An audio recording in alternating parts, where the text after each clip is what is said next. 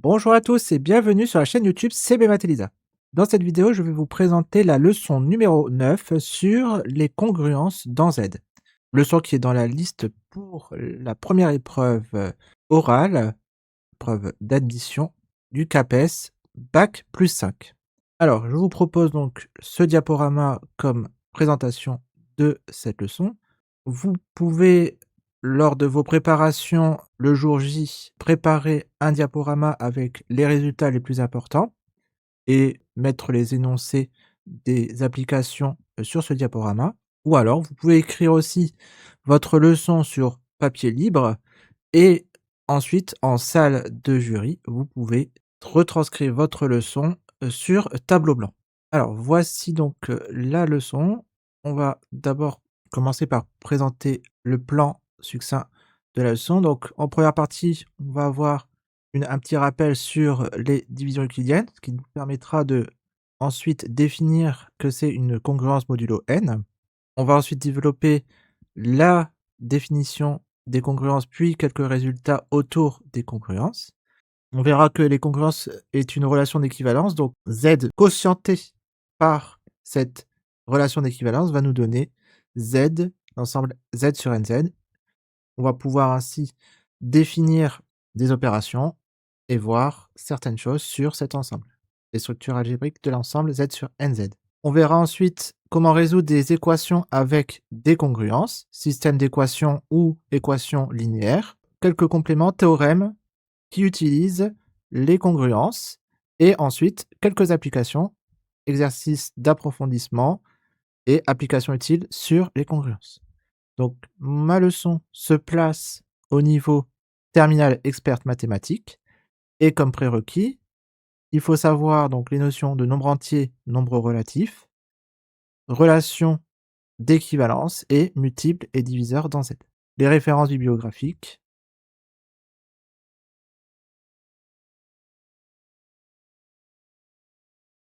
Alors, première section, division euclidienne. Soit A a un entier relatif et B un entier naturel non nul. On appelle division euclidienne de A par B l'opération qui, au couple A-B, associe l'unique couple d'entiers relatifs Q et R, tel que A est égal à B fois Q plus R, et avec R compris entre 0 et B exclu. A est appelé dividende, B le diviseur, Q le quotient et R le reste. Alors, quelques remarques à propos de la division euclidienne.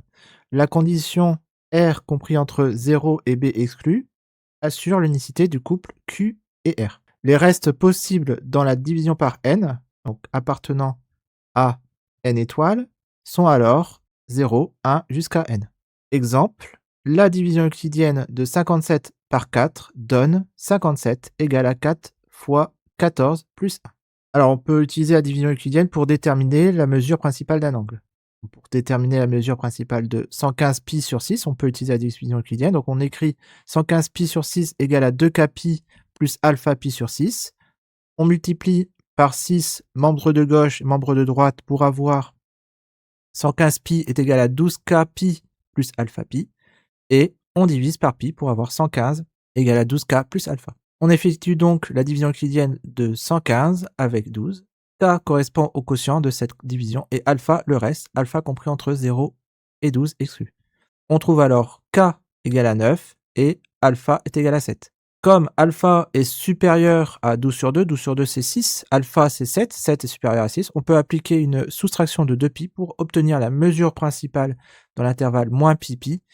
Ainsi, la mesure principale de 115 pi sur 6 est 7 pi sur 6 moins 2 pi égale à moins 5 pi sur 6. Alors maintenant, on va définir ce que c'est que la congruence modulo n. Soit n un entier naturel non nul, on dit que A et B sont congrus modulo n si et seulement si A et B ont même reste dans la division euclidienne. On note alors A 3 bar B modulo n ou bien A 3 bar B avec des crochets n. Dans la suite de la leçon, on considérera n un nombre entier non nul et les 3 barres la relation congrue modulo n. On a vu que la division euclidienne de 57 par 4 donne 57 égale à 4 fois 14 plus 1. On dit aussi que 57 est congru à 1 modulo 4. Soit A et B deux entiers et n un entier naturel non nul. A et B ont le même reste dans la division euclidienne par n si et seulement si A moins B est divisé par n. Le théorème précédent nous donne donc une caractérisation de la relation congrue modulo. A et B sont congrus modulo n si et seulement si A moins B est divisible par n. Soit A, B et C trois nombres relatifs, trois nombres entiers relatifs. La relation de congruence modulo n vérifie les propriétés suivantes. Donc elle est réflexive, A congru à A modulo n. Symétrie, si A congru à B modulo n, alors B congru à A modulo n. Transitive, si A est congru à B modulo n et B congru à C modulo n, alors A est congru à C modulo n. On dit alors que la relation de congruence modulo n est une relation d'équivalence. On a des compatibilités sur les opérations entre les nombres et la congruence, soit A, B, C et D quatre nombres relatifs tels que A congru à B modulo n et C congru à D modulo n. La relation de congruence modulo n vérifie les propriétés suivantes. A plus C est congru à B plus D modulo n. A moins C congru à B moins D modulo n. A fois C congru à B fois D modulo n. Et ensuite, A puissance P congru à B puissance P modulo n, avec P un nombre entier naturel. Alors, on peut se demander, est-ce que c'est le cas quand on prend juste l'exposant? Si A, B et n, trois entiers naturels avec n non nul tels que A congru à B modulo n, pour tout entier x, est-ce que l'on a x puissance A congru à x puissance B modulo n? Cette question a été posée lors du CAPES de mathématiques session 2025 à l'occasion des vrais ou faux. Donc maintenant, on va présenter l'ensemble Z sur NZ. L'ensemble quotient de Z sur la relation de congruence est noté Z sur NZ. On note x bar, la classe d'équivalence de x dans Z sur NZ, c'est-à-dire, donc x bar, c'est tous les y appartenant à Z, tels que y congru à x modulo n. Pour tout x appartenant à Z, il existe un unique R appartenant à x bar, tel que R compris entre 0 et n. Ici, c'est du fait des restes dans la division euclidienne. On a alors Z sur NZ, c'est la classe de 0, la classe de 1, jusqu'à la classe de n-1, et il y a n éléments dans Z sur NZ. Le cardinal de Z sur NZ est égal à n. On peut alors définir une addition et une multiplication sur Z sur NZ de la manière suivante. Donc, pour tout alpha et bêta appartenant à Z sur NZ, il existe A et B appartenant à Z, tels que A bar est égal à alpha, B bar est égal à bêta. Et on a donc alpha plus bêta, c'est égal à la classe de A plus la classe de B, qui est égale donc à la classe de A plus B. Et alpha fois bêta, c'est la classe de A fois la classe de B, et donc c'est égal à la classe de A fois B. Alors maintenant, on a des équations avec des congruences. Alors, si on considère une équation de la forme AX congrue à B modulo n, où A et B sont deux nombres relatifs et B inférieur strict à n, alors il existe un entier Y appartenant à Z tel que AX congrue à B modulo n, si et seulement si AX est égal à KY plus B, ou encore AX moins KY égale à B. On est amené alors à résoudre l'équation diophantienne AX moins KY égale à B. Cette équation se résout de la manière suivante. L'équation AX moins KY égale à B admet une solution entière si et seulement si PGCD de A et B divise B. Si on note D est égal à PGCD de A et de K, il faut donc que D divise B. Si on pose A égale à DA', B est égal à DB', où A', K', B' sont des entiers tels que A' et K' égale à 1. Donc bien entendu, K' c'est égal à DK, K' égale à DK, soit x0, y0, les solutions particulières de l'équation simplifiée, A'x moins K'y égale à B', eh bien on a l'ensemble des solutions entières est donné par x est égal à x0 plus K't et y égale à y0 plus A'T, où t appartenant à z. On peut déterminer l'ensemble des f des entiers tels que 3x est congru à 5 modulo 8. Alors, théorème des restes chinois, sous forme de système de congruence, soit n1 et n2, deux entiers premiers entre eux. Donc, qui dit deux entiers premiers entre eux dit le PGCD de N1 et N2 est égal à 1, et U1, U2, un couple d'entiers satisfaisant U1, N1 plus U2, N2 est égal à 1. Alors pour tout R1, R2 appartenant à Z, le système de congruence X congru à R1 modulo N1 et X congru à R2 modulo N2 est équivalent à X congru à R2 U1 fois N2 plus R1 facteur de U2 fois N2 congru modulo N1 fois N2.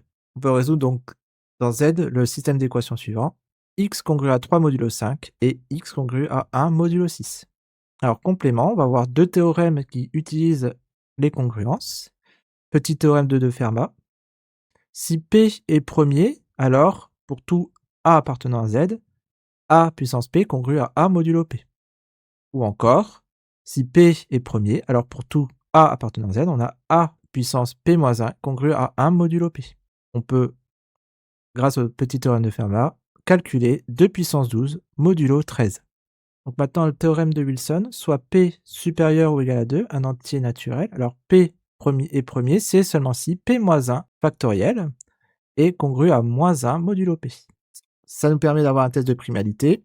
On a 6 factoriel est égal à 720. On calcule le reste de la division de 720 par 7, qui est 6.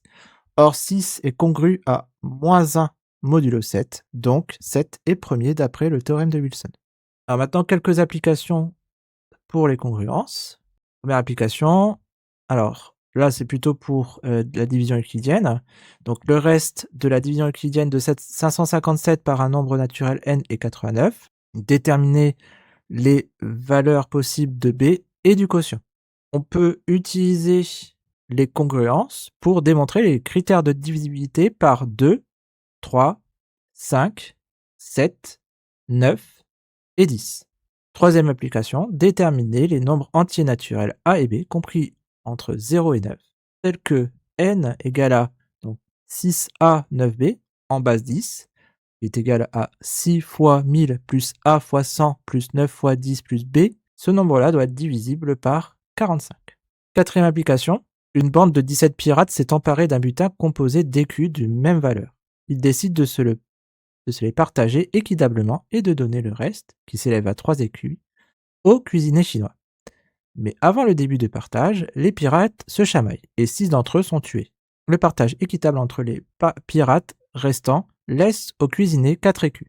Mais survient alors un naufrage et seuls 6 pirates, le cuisinier et le trésor sont sauvés. Ce dernier partage laisse 6 écus au cuisinier. Quelle est alors la fortune minimale que peut espérer ce dernier s'il décide d'empoisonner les 6 pirates suivants? Donc ça, c'est un problème assez classique qui applique le théorème des restes chinois. Alors, d'autres applications que vous allez voir juste après, le numéro INSEE ou de sécurité sociale, le duel dans Fort Boyard avec les bâtonnets, la cryptographie et l'irrationalité de racine de 3 démontrée à l'aide de congruence. Alors, un exercice sur le numéro INSEE, sécurité sociale. Donc ici, le numéro de sécurité sociale est une succession de 13 chiffres suivis d'une clé de 2 chiffres. Par exemple, on a ce numéro de sécurité sociale. Alors, comment ça s'est fabriqué? On pose alors A, le nombre composé de 13 chiffres, et K, la clé de contrôle constituée par les deux derniers chiffres. Donc, soit R, le reste de la division euclidienne de A par 97. Alors, la clé de contrôle est alors K est égal à 97 moins R. Donc ici, on va appliquer les congruences pour essayer de trouver déjà donc A et après K. Alors maintenant, le duel Fort Boyard. Donc, un candidat de Fort Boyard est opposé au maître du temps dans le duel suivant. Face à un alignement de 20 bâtonnets, chacun doit à tour de rôle retirer 1, 2 ou 3 bâtonnets. Celui que retire le dernier bâtonnet a perdu. Le candidat commence et il faut lui indiquer une méthode où le candidat est sûr de gagner son duel. Alors, cryptographie. Donc ici, on va essayer de coder et ensuite décoder un message. Donc à l'aide du procédé de codage de la façon suivante. On choisit deux entiers PQ compris entre 0 et 25. À la lettre que l'on veut coder, on associe l'entier X correspondant dans le tableau ci-dessus. On calcule l'entier Y défini par une relation Y congru à P de X plus Q modulo 26 et y compris entre 0 et 25. À l'entier y, on associe la lettre correspondante dans le tableau. Voilà, donc on aura donc ici un codage à faire, une équation diophantienne à résoudre et donc on peut utiliser donc des congruences pour faire de la cryptographie et ensuite montrer que racine de 3 n'est pas un nombre rationnel, donc racine de 3 est irrationnelle, à l'aide d'un tableau de congruence. Bien voilà pour la vidéo sur la présentation du plan de la leçon numéro 9 sur les congruences dans Z pour la première épreuve orale du CAPES Bac+5. Dans la prochaine vidéo, je vais vous proposer des développements pour cette leçon. La vidéo est maintenant terminée, merci de l'avoir suivi. Un like, un abonnement ou un commentaire sont toujours les bienvenus. Vous pouvez aussi regarder les liens en bas de la description si vous voulez soutenir notre travail. Bon courage dans vos révisions du CAPES et à bientôt pour de nouvelles aventures mathématiques.